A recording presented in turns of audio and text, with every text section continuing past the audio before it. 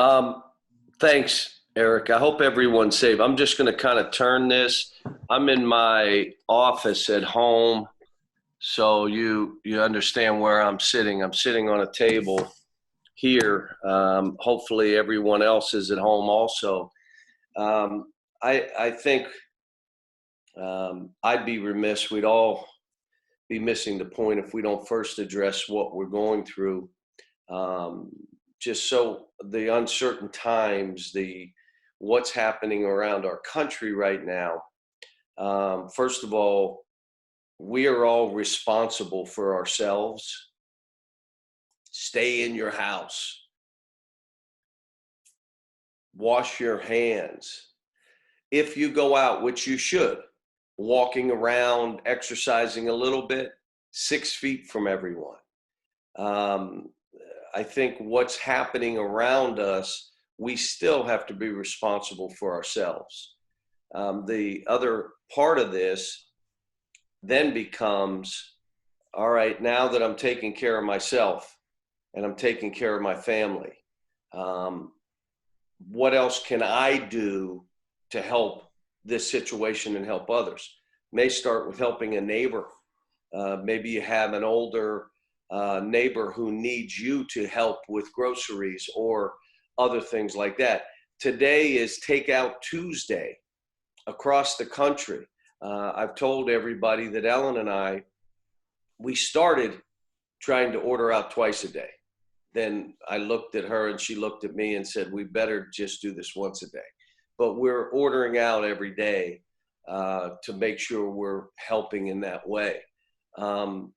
Other things on our own campus, I talked to Dr. Capilouto. We have a student emergency fund that Ellen and I have given to. I mean, there are things in the community that you can do to help. We are also teaming up with Kroger, who's been great friends of ours, and the Fayette County Schools. And what we're doing, and again, we've been blessed in so many ways. I'm not saying this in any way other than to say, do what you can do. We're helping 400 families with groceries. And we've been involved in things before. And when you do it one time, you're basically doing it for yourself because you're sticking your head in here too, and then you go back. This is going to be ongoing.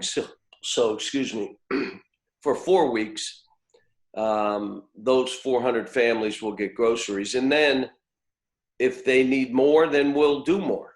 If it's 8 weeks or more, we'll go that way. But for 4 weeks, we're going to do this. And the Fayette County Schools have been unbelievable to work with. Kroger, unbelievable to work with.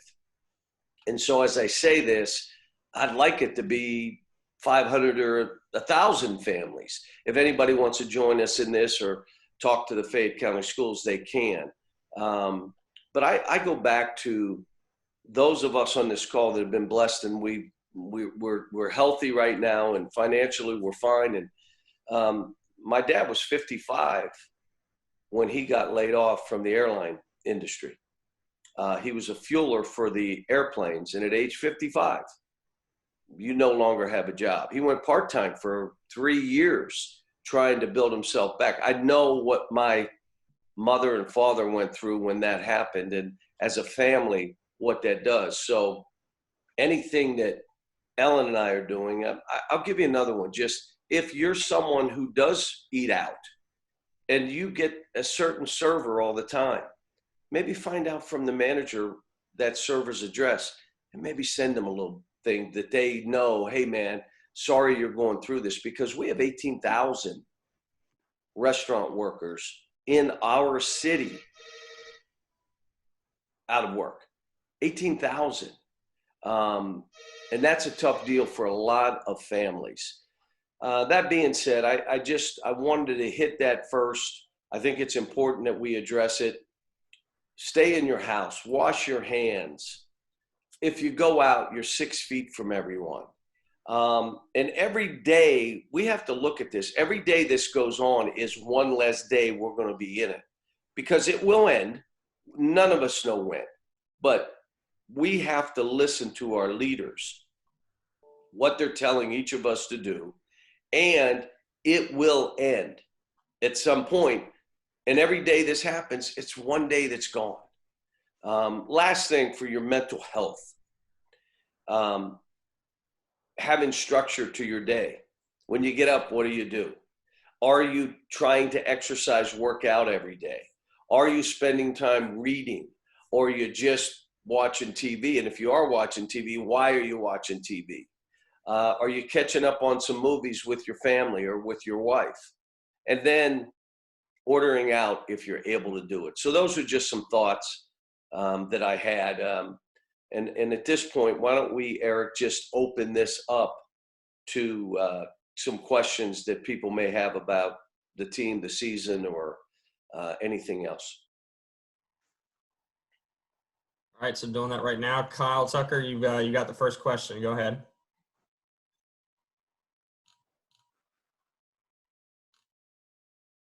Hold on a sec, Kyle. Can't hear you. Hold on.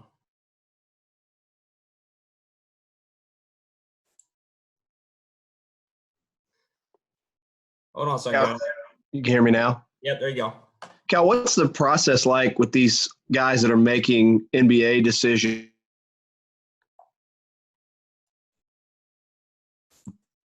You know, what's next? You know, whether or not they're going to have workouts and combine and all that.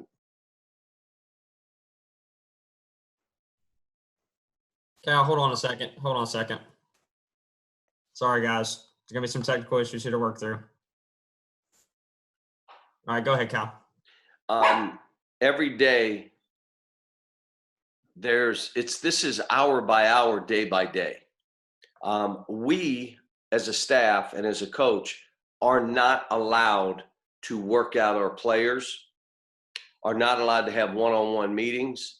If we have a group meeting, we're not supposed to talk about basketball.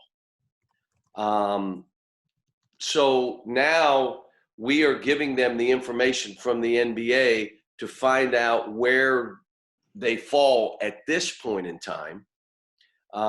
Guys that have a decision to make whether they want to stay in the draft or not.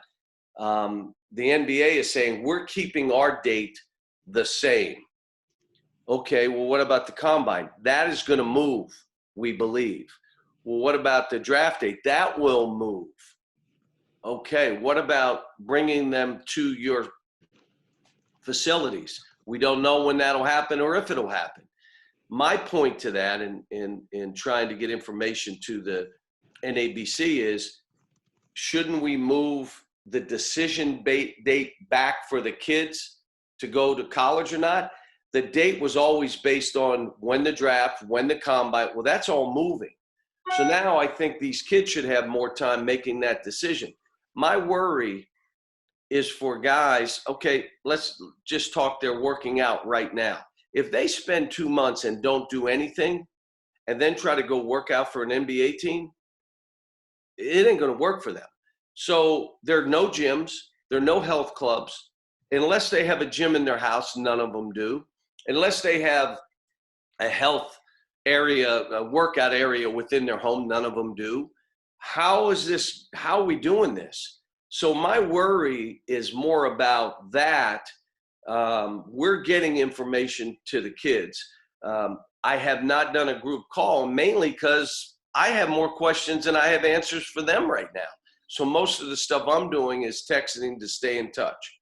But my guess is 4 to 5 guys would probably test the waters. They changed a rule that I wasn't on top of, that you can now declare for the draft every year you're in college, and if you choose to go back, it doesn't hurt your eligibility. It used to be after the second time you had to stay in the draft.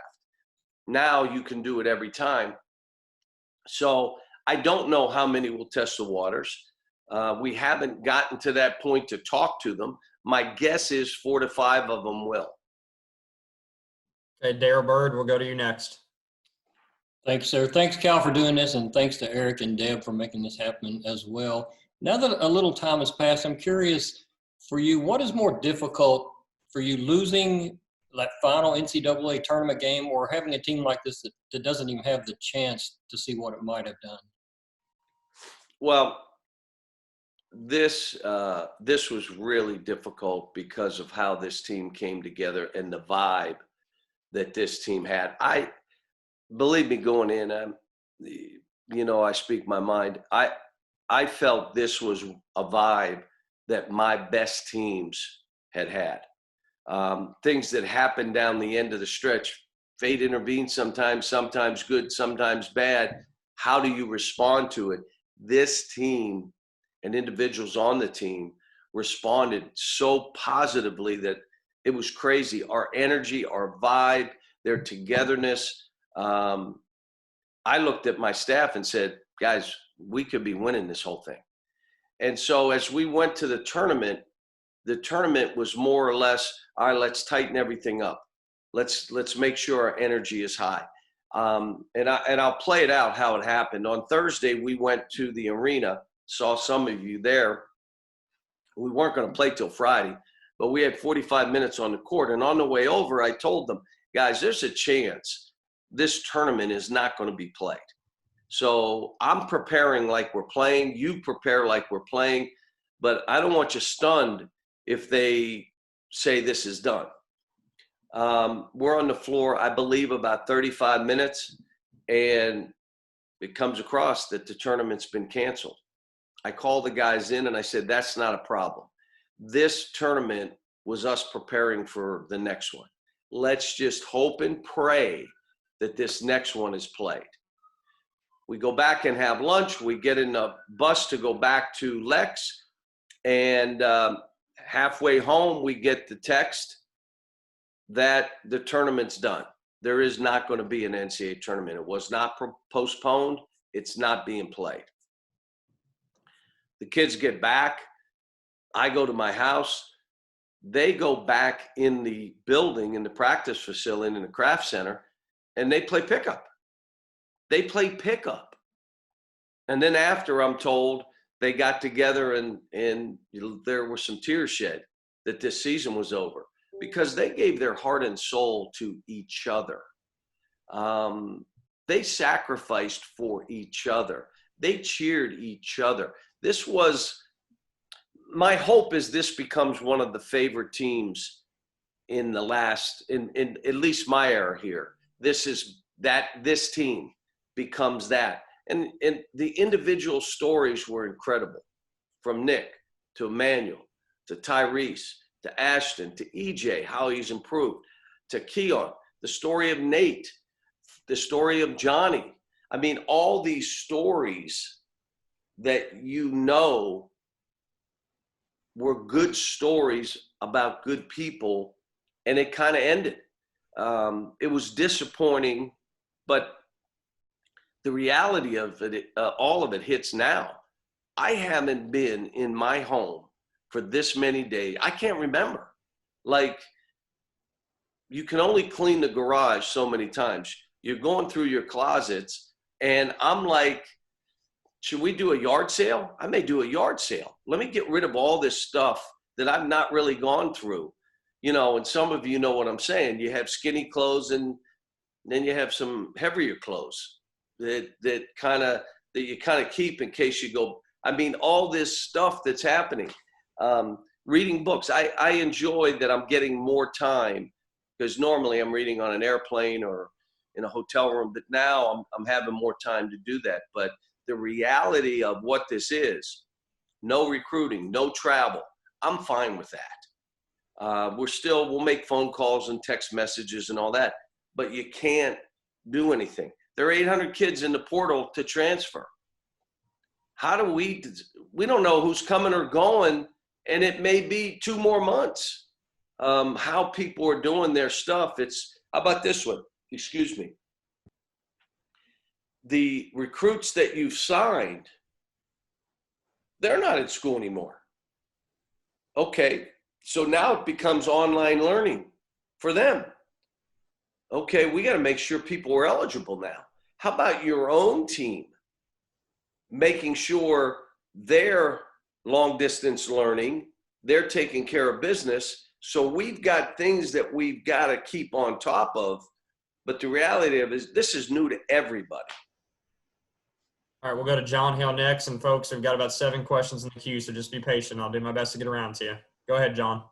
How generally after those April recruiting periods, you all offer a few more guys you've seen in person? Obviously, that's not going to be the case this year. You can't go anywhere. Just how are you approaching recruiting, not only for the next season, but the 2021 class right now? Excuse me. Thank goodness we're ahead of the game. Fate wasn't designed, obviously, but we're in pretty good shape. And anything we add becomes, all right, we have a chance for this or that. I think what may come out of this, reading tea leaves, which I've said since my UMass days, why are we recruiting in the summer? Why are we doing this? Let's recruit April, May. Let's recruit some in September, and then let's do it during the school year. We get a chance to be with our own team. We get a chance to lead normal lives like we are leading now. This is, I mean, it's not normal, but being able to be home for 3 days, 4 days, it's crazy. So why are we spending all this money for that when it may make recruiting a little more localized, which is not all bad? Well, you may make mistakes. Well, they're transferring without penalty now, so they'll transfer. What? Tell me, I don't understand that money spent in June, July, and August, which is, if you go across the country and figure out how much that is, it's a ridiculous number. Let's just do stuff during the school year. Let's do it May. Let's do it in September. And then let's get down to more of a normal life for all coaches. That may come out of this when college presidents say, tell me why we need this summer now, because we just went without it and everything's okay. So that may happen.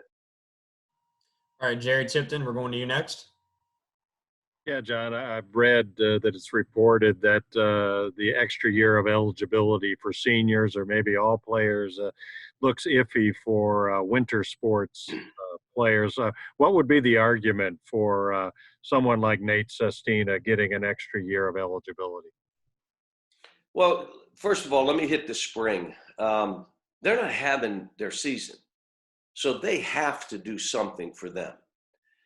There are unintended consequences for us as where we all played our whole regular season. We missed postseason. For seniors, how many of them would have played in the NCAA tournament? How many of them would have really advanced in the NCAA tournament? What does it do to scholarship levels? What does it do to incoming freshmen? There were 4 freshmen that went to a school because those 5 seniors were graduating. They came back. They don't want to go to that school. Can they transfer? If there are seniors, 70 that come back, and you give them an extra year, can they become grad transfers? Well, you can't stop them from that. That's their right. Now do we have more? There are unintended consequences. Would I love to have our man back for Nate for another year? Absolutely. But there are things and decisions they have to make, some of it financially. Now, if you give 3 more scholarships to the men's program, you're going to have to give 3 more scholarships to the women's program, 6 more scholarships at $40,000. There are things that they got to walk through. Do I think the kids should have that year? It would be great if there was some way to work it out for those seniors. All right, Larry Vaught, we're going to you. Yeah. Good morning, John. Hey, Larry. Pretty amazing. Us old guys can do this technology, and I'm impressed. I'm surprised either one. My wife set this up. I don't know who set yours up, but my wife did this for me. I had a college student, and Eric set it up for me. So yeah, but I just want for a guy like Dante that didn't play all year. What do you think he got out of this year, and what do you look for him going forward now? By the end of the year, he was in the best spirit to play and want to play. But I kept telling him, I'm not going to use a year of your eligibility for 30 seconds or 2 games. I won't do that. Unless you're telling me, I just want to play, forget about that, coach, which he wasn't going to do. But he finally, I'm going to say the last month of the season, started playing at a level, intensity, conditioning that he could have played in games. But it was only the last month of the season. He was still learning plays, spacing, press attacks, zone stuff. He was still learning all that, but he would have been able to get in games. And I'm not saying play 10 straight minutes, but he could have gone in a game and held his own. So I'm excited for him coming back, and I think he's excited. All right, John Wong, you're up. Hey, John, you look good. Thanks for doing this. But Johnny Juzang was really coming on toward the end of the season. He got off to a little bit of a slow start. I remember you at Media Day really going out of your way to tell everyone what a great shooter he was. That was a little bit surprising to me because you usually try to temper everyone's expectations. Do you think you might have put a little bit too much pressure on Johnny at the very beginning? And what do you see as his role in the coming year? Well, again, by the end of the year, he had stepped in. And the one thing I'm going to tell you about Johnny, he was not afraid. Never was that an issue. But in this game that you play, most of it is conquering yourself first before you worry about conquering anybody else. This was all new to him. He had never played at this pace. He had never fought like he had to fight. He had never had to be in a position defensively where you must guard. If they're going at you every play, you personally, you can't be in that game. And so he, as the season went on, each week that went by, he learned and got better and better. I remember us in the Tennessee game where he did what he did. I remember how he played the last game in Florida, but he was a freshman. And I'm going to say this, he played behind some pretty good players. That doesn't make him any less a player, but he played behind some good guys. Now he knows the anxiety a freshman has. You can talk to Emmanuel or Ashton or EJ that a sophomore does not have in this program is incredible. Knowing that each game is the other team's Super Bowl, that every practice matters. You're not going through the motions. You don't take a day off. I'm not feeling it today. Well, whoa. That's okay, but you're not going to be a significant player for us. You could be one of those guys deep in the bench, but a significant player brings it every day because he's going to have to. All that stuff that you learn through that freshman year is why guys come their sophomore years, you look at it and say, wow, big steps up. And then you have like a guy like Nick. I mean, so what? He was on a different path. He only started playing when he was 14. And now all of a sudden he became one of the best big men in the country. And I'm going to tell you, his stuff transfers. His ability to guard pick and roll and move his feet. His ability to be a shot blocker near that rim and in transition. How he runs the floor. That transfers and translates. Are you ready for this? How he shoots the ball from the perimeter, from the free throw line. What he was able to do is the story of what this program is about. It's about growth every year. If after a year you're ready mentally and physically and teams want you, I'm good. If it takes you more time, tell me what the issue is. It takes you more time. But guys that have come back have all helped themselves. That's important to me. All right, Kurt Ritzman, you're up next. Coach, would you talk a little bit about what Nate Sistina brought to the team this year and the growth you saw from him? Well, we weren't sure coming in, and he wasn't sure coming in. But if he doesn't play in that first game against Michigan State, we don't win that game. The way he played against LSU, making shots, we don't win that game on the road at LSU. He created separation. What he did was he gave us a little combination of a Derek Willis that last year as a stretch four, but he had some physical strength that he could get rebounds in traffic and toughness of an older player, and how he took care of himself, how he trained, how he was in the locker room, how he led by example more than anything else and being a great guy. I mean, it was, for us, I would love another year to coach him just because I like being around him. Every day you walk in, you see him, you smile. All right, next up, we've got Ian Begley. Hold on a sec, Ian. Give me just a second here. I'm trying to unmute you. All right, you should be good to go. Coach, first off, thanks very much for doing this. I appreciate it. I hope you and your family continue to be well.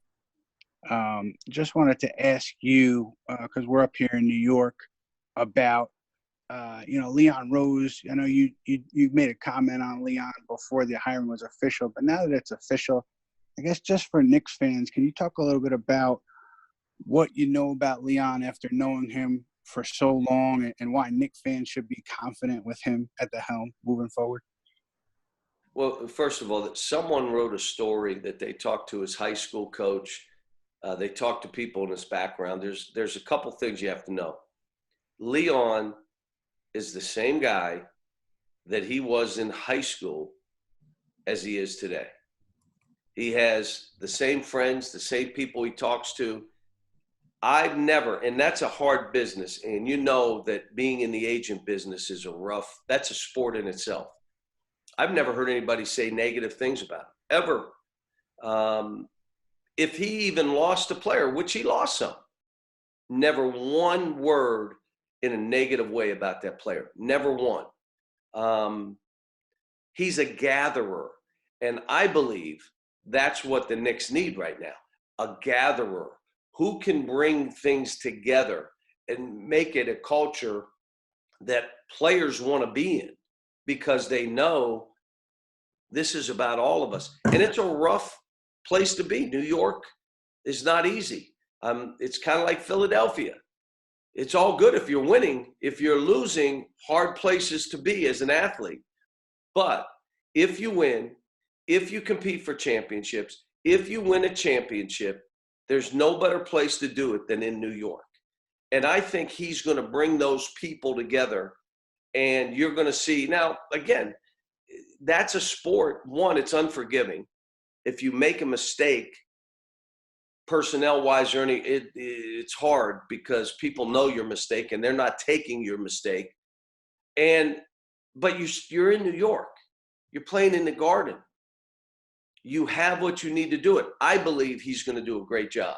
But it's not going to be in the first month. It may take a year or two for everyone to say, this is the path we've been waiting for. This is it. All right, next we'll go to Paul Banks. Hey, Coach, thanks for doing this. My question is about guys training, working out. As you said before, most people don't have gyms in their house. Gyms are closed.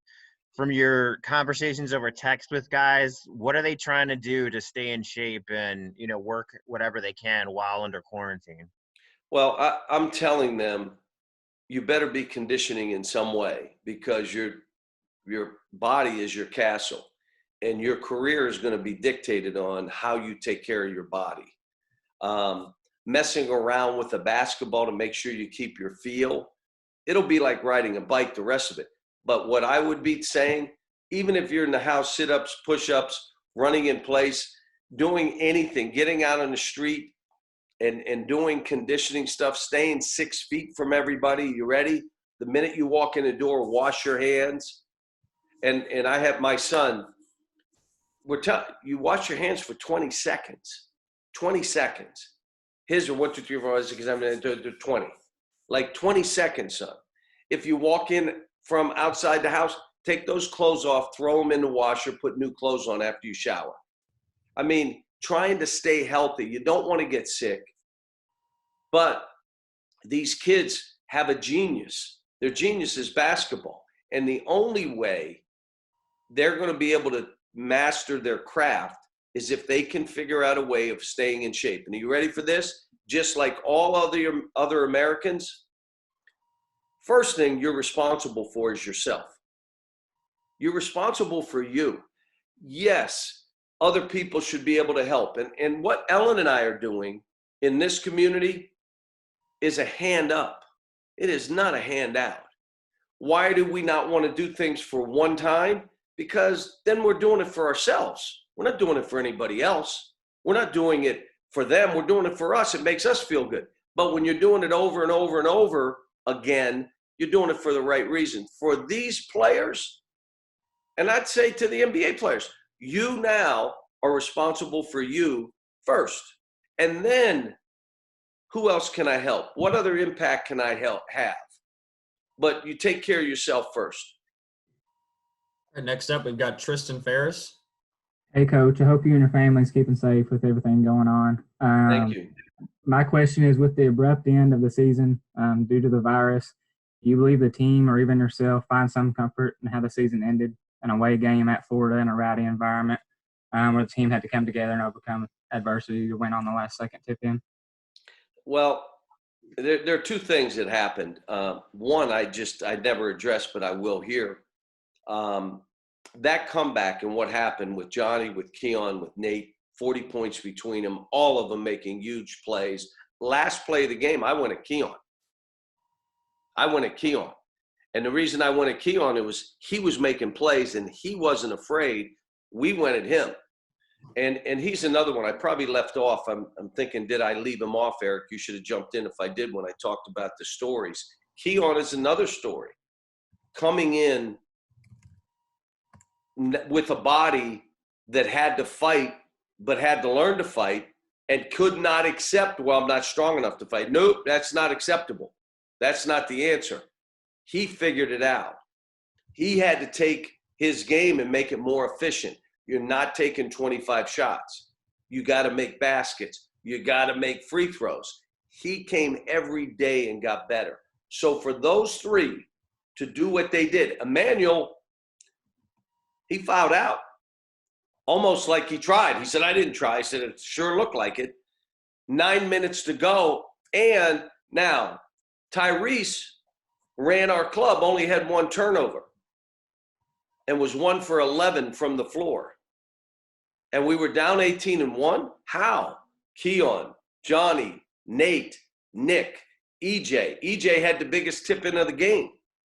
But what happened, excuse me, more important is when we got back and we began to practice, we did warm-ups. And if you've watched me in my practice, I have a table where I put a practice plan on. After we did the warm-ups for about 15, 20 minutes, I said, all right, split the team up. And I turned my back to the team and walked to the table so I could look at the practice plan. I did it on purpose. I wanted to see how Ashton would respond and how the team would respond. He started turning his jersey, Ashton did, to the second team. And the guys on the first team, 2 or 3 of them said, whoa, put your stuff on the first team. That, my back was to it, but I knew what was happening, and I knew it was going to be one way or another. That showed Ashton, these guys really do love me. And that's when the vibe started changing, and when I said, oh, man, he is going to be so responsible to his teammates. He would have played out of his mind. And the team had come together, which is why I said the vibe was what it was. And I wish this team could have played on. Guys, we're going to go to about 11:45. I've got some follow-up questions, so I'll circle back around as many of you as I can. Kyle Tucker, we'll go back to you. Kyle, what was sort of Ashton's standing with you when the season ended, and what kind of conversations did you have once the season was over? Well, he had to leave town like everybody else, so he and I have texted back and forth. Look, I love coaching competitors. And kids that get emotional at times doesn't bother me because I get emotional. I don't take it as disrespectful. But when you're talking about a young man who we all saw, what is going on? Why are you playing this way? You went from 1 turnover a game to 5 for 5 straight games. What? And now he had to address that internally. So he and I are fine. I mean, I love him. I mean, I'm telling you, when the national anthem is being played and you look down at him, he would look at me and go, like, we got this. When I'm walking off the court at Arkansas, when I get thrown out of the game, he's the one that put his arm around me and said, Coach, we got this. We're going to get this. Don't worry. And I walked in and I felt pretty good. So I think, again, he's got decisions to make. But if he chooses to go to that league, someone's getting the ultimate competitor, a point guard whose shooting has gotten way better and is on the path that they want to see. It's not where you are now. You're 19, 20 years old.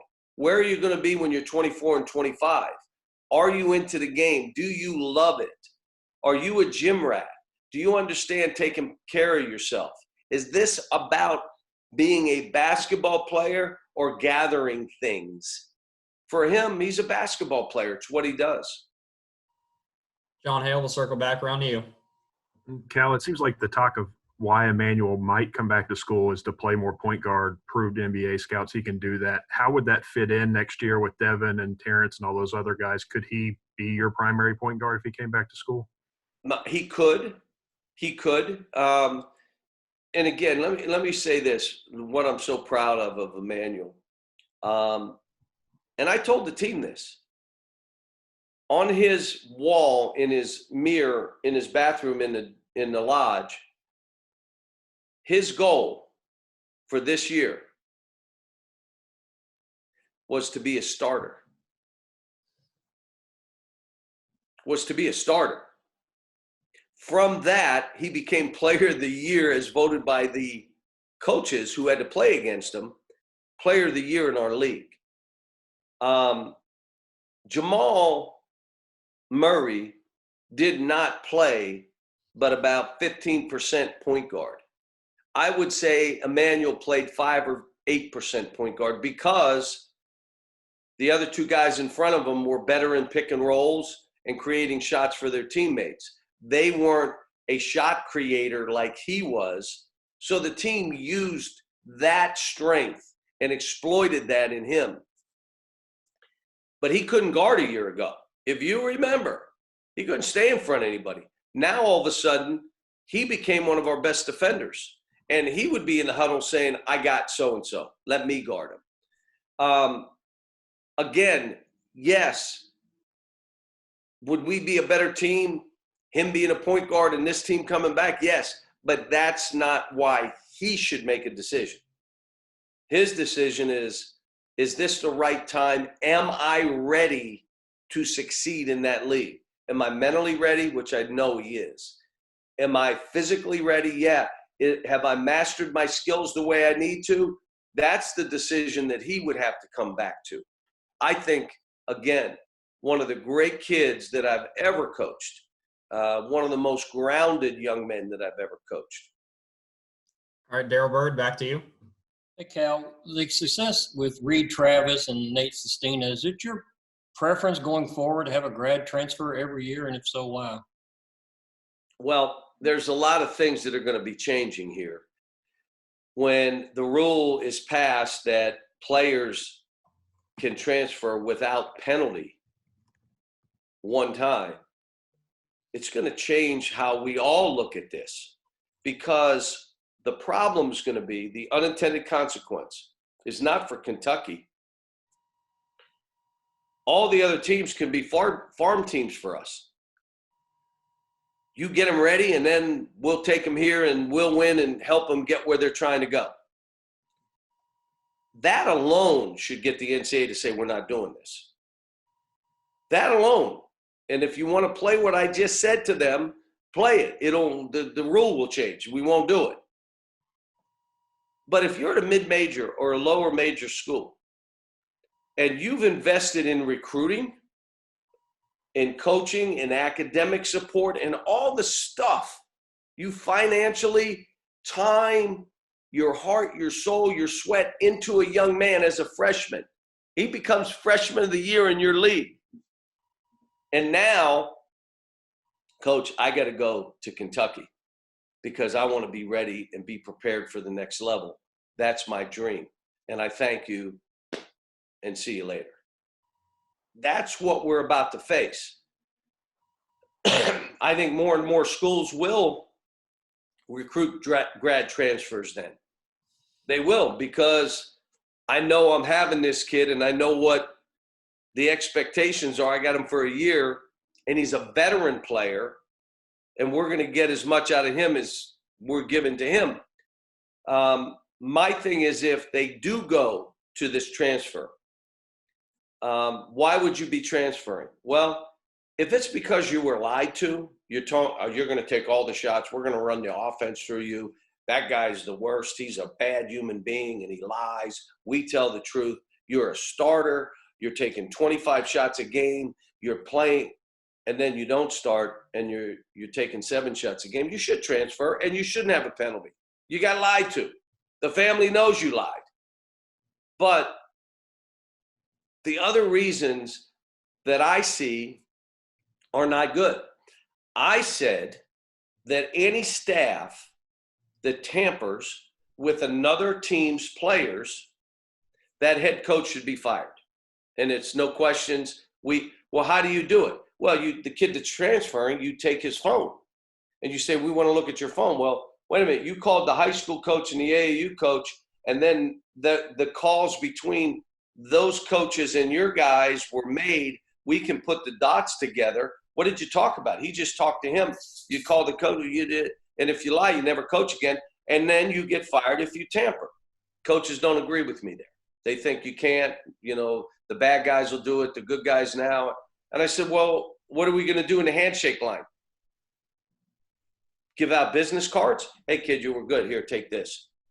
I mean, we're walking into uncharted territory there too, and I worry about it for our game. I worry about it for kids.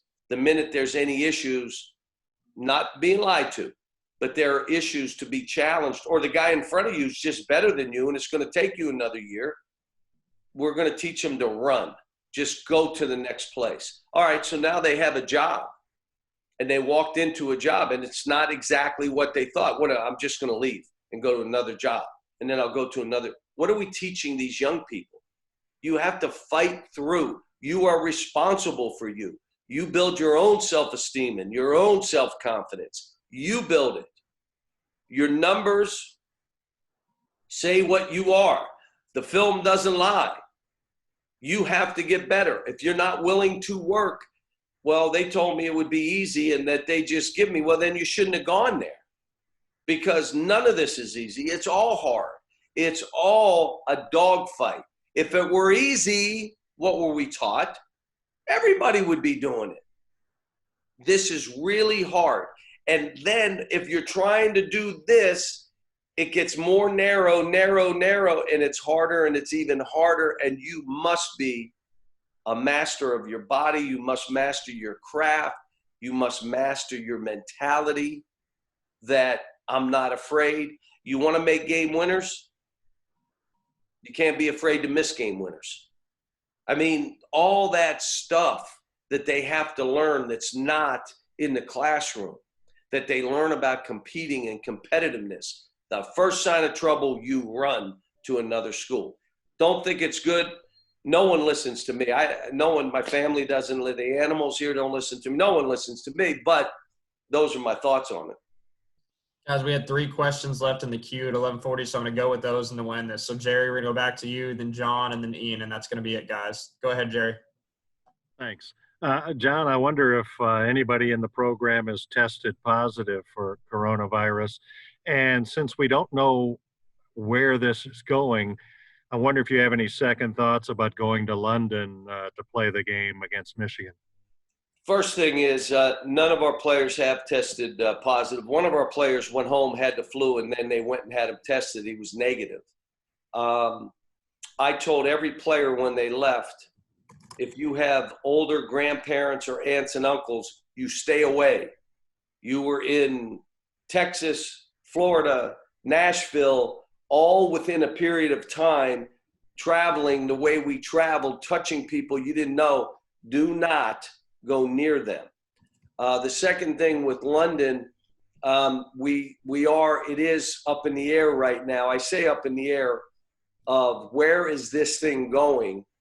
and we probably have to about June to make that decision. Do we do something that's closer to us? So it is being thought of. All right, John Long, back to you.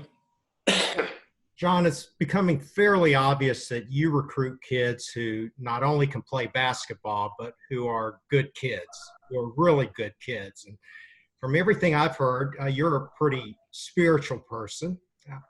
When you say this was one of your favorite teams, how much did having someone like Emmanuel Quickly, whose faith is obviously so important to him, how much did having someone like Emmanuel contribute to making this team one of your all-time favorites? Well, there's two pieces of that. First of all, I'm like a lost soul right now because I can't go to mass in the morning. And so Emmanuel is kind of like I am.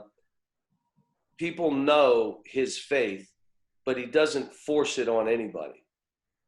He doesn't judge how you are based on his faith. Neither do I. The players know that we'd be on the road for a game and I'm in mass in the morning. They know what my schedule, what my daily routine, how I go about the first thing I do. And they know Emmanuel and the way he was. He gave the team prayer. Normally, I spread it around so that before we go out for a game, no one in the room would know who I was calling on. The reason I did it is then I know each of them were praying because they knew they had to speak in front of their team and say a prayer. They better be ready. So that at least they did it 2 or 3 times. But with him, he was so good. And the players had so much faith in his faith that I made it for him to do it. And you know, again, he did not force his faith on anybody, but you could see his faith through how he lived his life and how he treated his own faith, which has an impact on other people.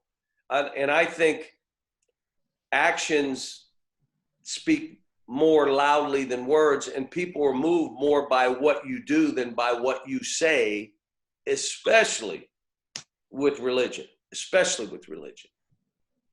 All right, we'll end it off the questions with Ian Begley. Okay, Coach, again, Coach, sorry, just to reiterate, thank you for doing this, and thank you for doing all you are to help the people of Kentucky and beyond. And just wanted to ask you again, Knicks, New York-based question. Kevin Knox, I think you had said pre-draft, hey, you know, give him 3 years. Let's talk in 3 years, and you'll be able to find out who Kevin is as a player. I know you're focused on your group. And no one listened to me, did they? They said, okay, Cal. Not here.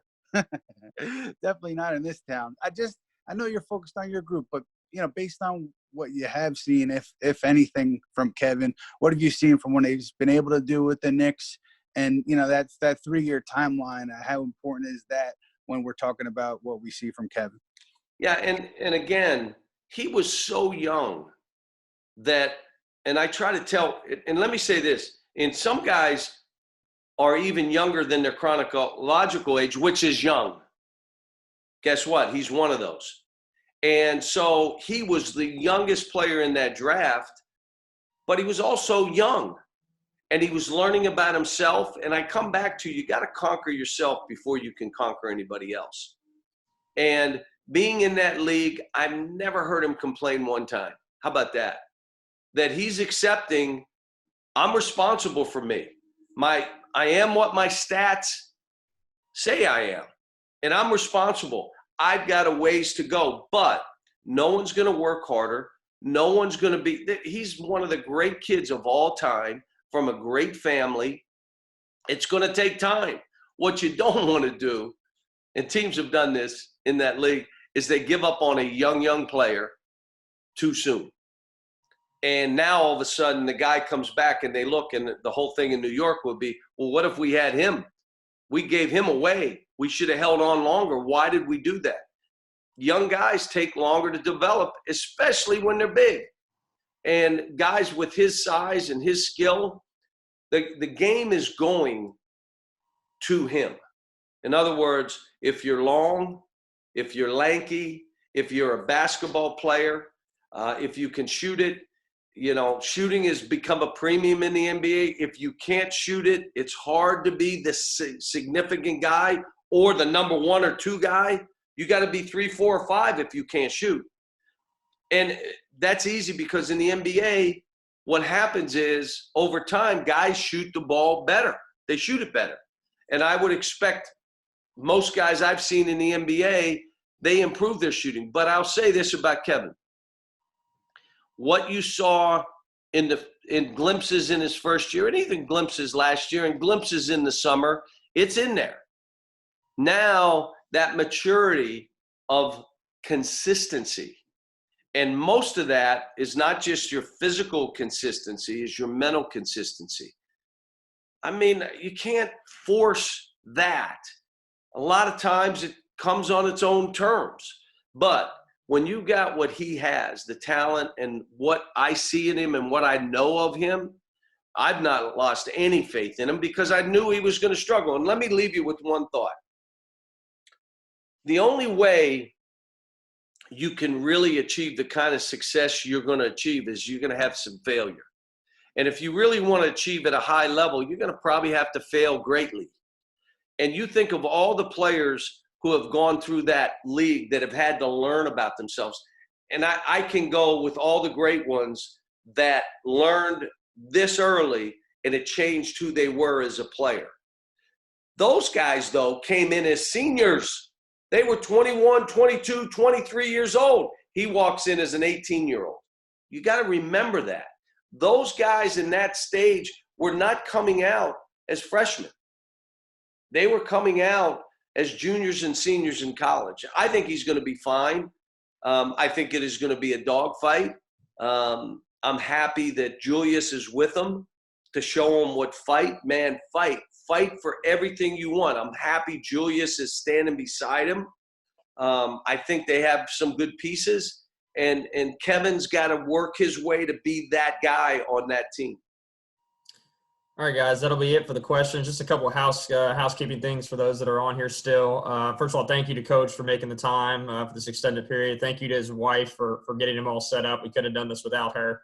The other couple things, like I said, we'll send out a recorded video of this here shortly that you can download. We will have a transcript, but give us some time on that. It's probably going to be later today. Just so you guys know, we are working on our final game notes. We're trying to wrap up and double check all the numbers. That'll be in the coming days.